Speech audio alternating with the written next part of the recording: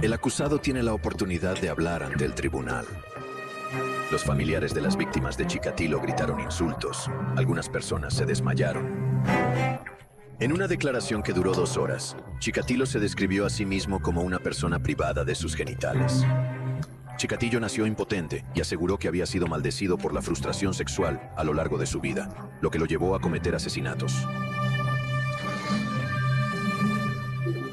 Afirma que nunca tuvo la intención de matar, pero que sigue temblando y perdiendo el control. Después quítate los pantalones y muéstrate abiertamente. Empieza a maldecir y gritar, etc. La mayoría de los observadores creen que el comportamiento de Chikatilo en la corte es un acto, un intento de ganar simpatía.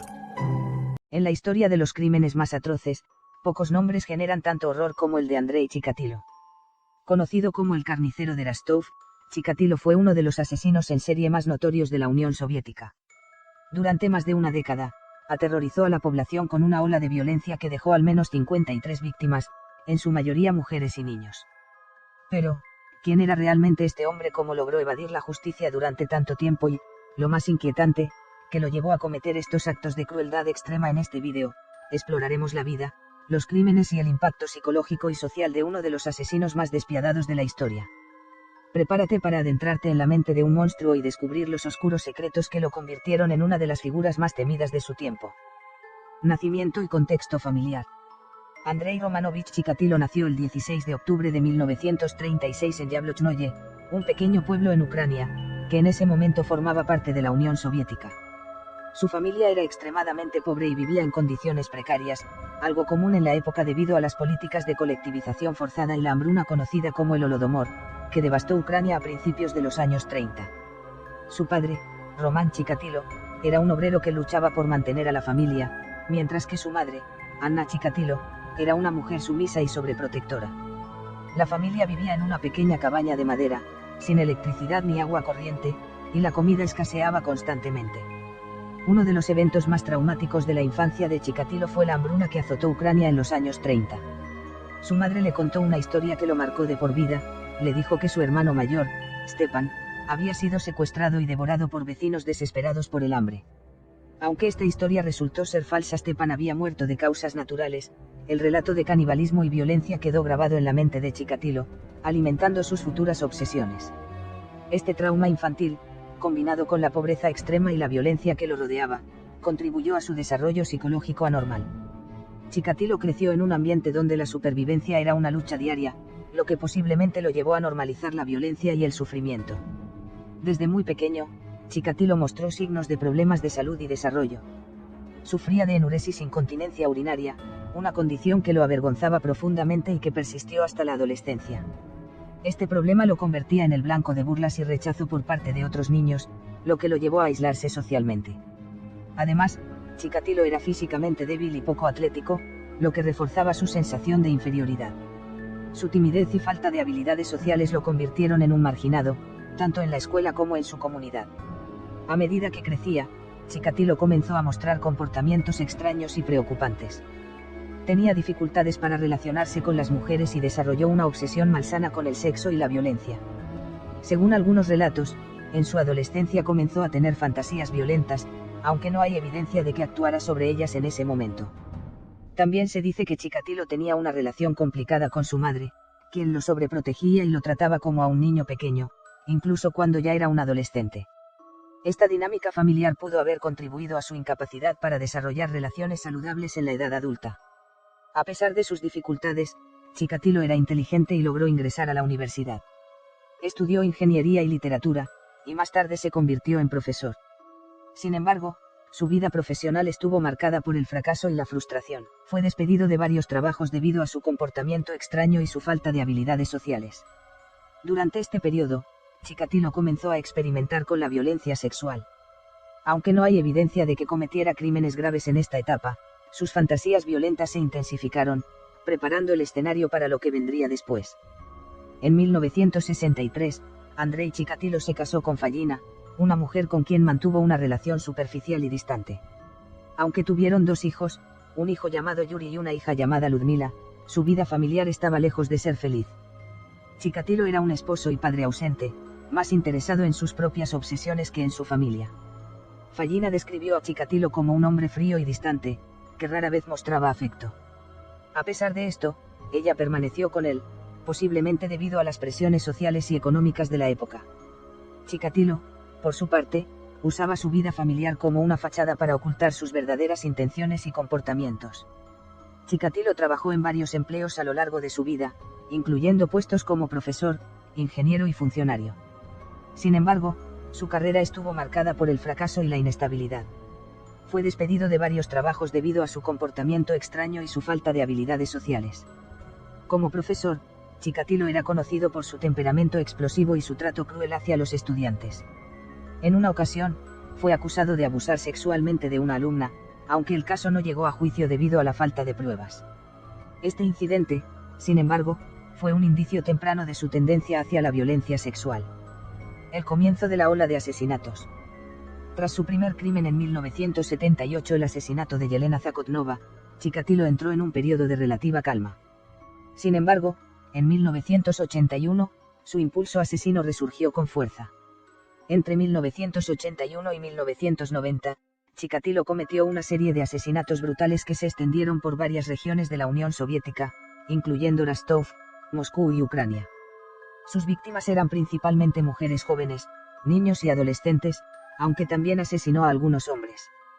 Chikatilo seleccionaba a sus víctimas en lugares públicos, como estaciones de tren, paradas de autobús y mercados, donde podía mezclarse fácilmente con la multitud. Chikatilo elegía a sus víctimas entre personas vulnerables, como jóvenes que viajaban solos o personas que parecían perdidas o necesitadas. A menudo les ofrecía comida, dinero o ayuda para ganarse su confianza. Una vez que ganaba la confianza de la víctima, la llevaba a un lugar remoto, como un bosque o un área descampada, donde podía actuar sin ser visto. Chikatilo atacaba a sus víctimas con una brutalidad extrema. Las estrangulaba, apuñalaba repetidamente y, en muchos casos, mutilaba sus cuerpos. A menudo les cortaba los ojos, la lengua u otros órganos, y en algunos casos practicaba el canibalismo. Para Chikatilo, el acto de matar no era solo un medio para un fin, sino una experiencia placentera en sí misma. Disfrutaba del poder y el control que sentía sobre sus víctimas, y sus crímenes estaban profundamente ligados a sus obsesiones sexuales. Víctimas confirmadas. Yelena Zakotnova, 1978. Edad, 9 años. Yelena fue la primera víctima confirmada de Chikatilo. La atrajo a un cobertizo con la promesa de un regalo, donde la estranguló y apuñaló repetidamente. Este crimen marcó el inicio de su carrera como asesino en serie. Liuba Biryuk, 1984. Edad, 17 años. Liuba fue una de las muchas jóvenes que Chikatilo atrajo con promesas de ayuda. La llevó a un bosque, donde la asesinó y mutiló su cuerpo. Igor Budkov, 1989. Edad, 7 años. Igor fue uno de los niños más jóvenes asesinados por Chikatilo. Lo atrajo con la promesa de dulces y lo llevó a un área remota, donde lo mató y mutiló. Sveta Korostik, 1989. Edad, 11 años. Sveta fue otra víctima infantil de Chikatilo. La atrajo con la promesa de un regalo y la llevó a un bosque, donde la asesinó. Vera Sevkun, 1990. Edad, 19 años. Vera fue una de las últimas víctimas de Chikatilo. La atrajo con la promesa de ayuda y la llevó a un área remota, donde la asesinó. La captura de Chikatilo. Para 1990, la presión pública y mediática sobre las autoridades soviéticas era enorme. Los asesinatos de Chikatilo, que ya sumaban más de 50 víctimas confirmadas, habían generado un clima de terror en la región de Rostov y otras áreas cercanas. Las autoridades formaron un grupo especial de investigación, liderado por el teniente coronel Mikhail Fetisov, para capturar al asesino. El equipo de investigación comenzó a utilizar técnicas más avanzadas, como la vigilancia encubierta y el análisis de patrones de comportamiento. También se enfocaron en áreas donde Chikatilo solía operar, como estaciones de tren y paradas de autobús.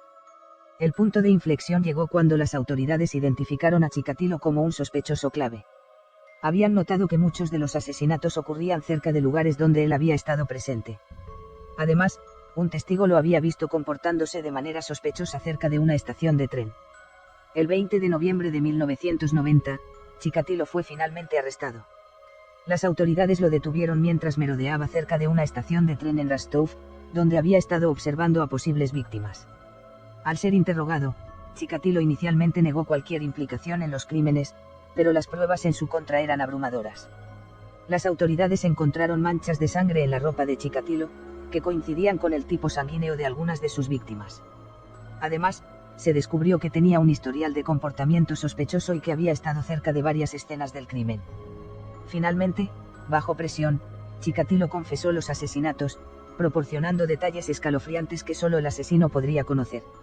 El juicio de Andrei Chikatilo comenzó en abril de 1992 en la ciudad de Rostov. El caso atrajo una atención mediática masiva, tanto dentro como fuera de la Unión Soviética.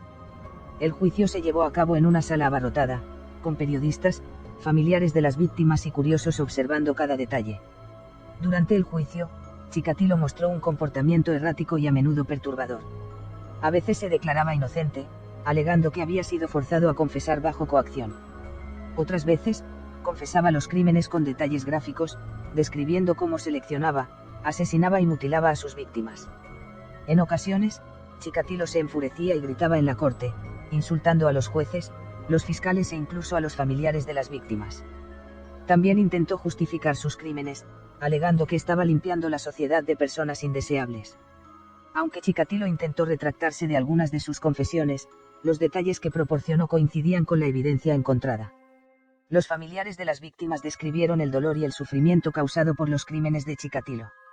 El 15 de octubre de 1992, después de varios meses de juicio, Chikatilo fue declarado culpable de 52 asesinatos. Un cargo fue retirado debido a falta de pruebas. El juez lo sentenció a pena de muerte, que en la Unión Soviética se ejecutaba mediante un disparo en la nuca.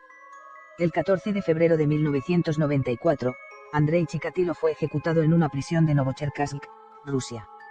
Según los informes, Chikatilo pasó sus últimos días en completo aislamiento, mostrando signos de paranoia y miedo. Su ejecución puso fin a la vida de uno de los asesinos en serie más notorios de la historia. El juicio de Chikatilo no solo sirvió para llevar a la justicia a un asesino en serie, sino que también expuso las fallas del sistema policial soviético. La falta de coordinación entre las fuerzas policiales, la lentitud de las investigaciones y la negativa a admitir la existencia de un asesino en serie en la sociedad soviética permitieron que Chikatilo operara durante más de una década. El caso de Chikatilo ha sido ampliamente estudiado por expertos en criminología y psicología forense. Su perfil psicológico y su modus operandi han servido como un ejemplo clásico de un sádico sexual con tendencias necrofílicas y caníbales. Algunos aspectos clave que se han analizado incluyen psicopatía y trastornos de personalidad. Chikatilo exhibía rasgos de psicopatía, incluyendo falta de empatía, manipulación y comportamiento antisocial. También se cree que sufría de trastornos sexuales, como disfunción eréctil y parafilias. Trauma infantil. Su infancia marcada por la pobreza, el trauma y el abuso emocional ha sido estudiada como un factor clave en el desarrollo de su personalidad criminal. Modus operandi. Los métodos de Chikatilo para seleccionar, manipular y asesinar a sus víctimas han sido analizados para entender cómo los asesinos en serie planifican y ejecutan sus crímenes. Evasión de la justicia. El caso de Chikatilo también ha servido como un estudio de cómo los asesinos en serie pueden evadir la captura durante años, especialmente en sistemas policiales con limitaciones técnicas y burocráticas. El caso de Chikatilo ha inspirado numerosas obras en la cultura popular, incluyendo libros, películas, documentales y series de televisión. Algunas de las representaciones más notables incluyen libros: El carnicero de Rostov de Robert Cullen, un libro que explora en detalle la vida y los crímenes de Chikatilo. Citizen X de Robert Cullen, una novela basada en la investigación y captura de Chikatilo. Películas y series: Citizen X 1995, una película para televisión protagonizada por Stephen Rea, que narra la investigación y captura de Chikatilo. Evil Minds 2006, un documental que analiza los crímenes de Chikatilo y su perfil psicológico. The Soviet Psycho 2012, un documental que explora la vida y los crímenes de Chikatilo en el contexto de la Unión Soviética. Música. Varias bandas de metal y rock han compuesto canciones inspiradas en los crímenes de Chikatilo, utilizando su historia como metáfora de la maldad humana. El caso de Chikatilo tuvo un profundo impacto en la sociedad soviética y posteriormente rusa. Algunos de los efectos más notables incluyen desconfianza en las autoridades. La incapacidad de las autoridades para capturar a Chikatilo durante más de una década generó una gran desconfianza en el sistema policial y judicial soviético. Cambios en las técnicas policiales. El caso llevó a la implementación de técnicas más avanzadas de investigación criminal, incluyendo el uso de perfiles psicológicos y análisis forenses. Los crímenes de Chikatilo dejaron una marca imborrable en la psique colectiva de la región de Rostov y otras áreas afectadas. Muchas familias vivieron con el temor de que sus seres queridos pudieran ser las próximas víctimas. El caso de Andrei Chikatilo, el carnicero de Rostov, es un recordatorio escalofriante de la capacidad humana para el mal. Sus crímenes no solo dejaron un legado de dolor y sufrimiento, sino que también expusieron las fallas de un sistema que permitió que un asesino operara en la sombra durante más de una década. Aunque Chikatilo fue finalmente llevado a la justicia, su historia nos deja preguntas incómodas sobre la naturaleza del mal, el impacto del trauma y la importancia de proteger a los más vulnerables. Gracias por acompañarnos en este recorrido por uno de los casos más perturbadores de la historia. Si te gustó este video, no olvides darle like, suscribirte y activar la campanita para no perderte nuestro próximo contenido. Y recuerda, la historia de Chikatilo no es solo una advertencia sobre el pasado, sino también una lección para el presente y el futuro. Hasta la próxima.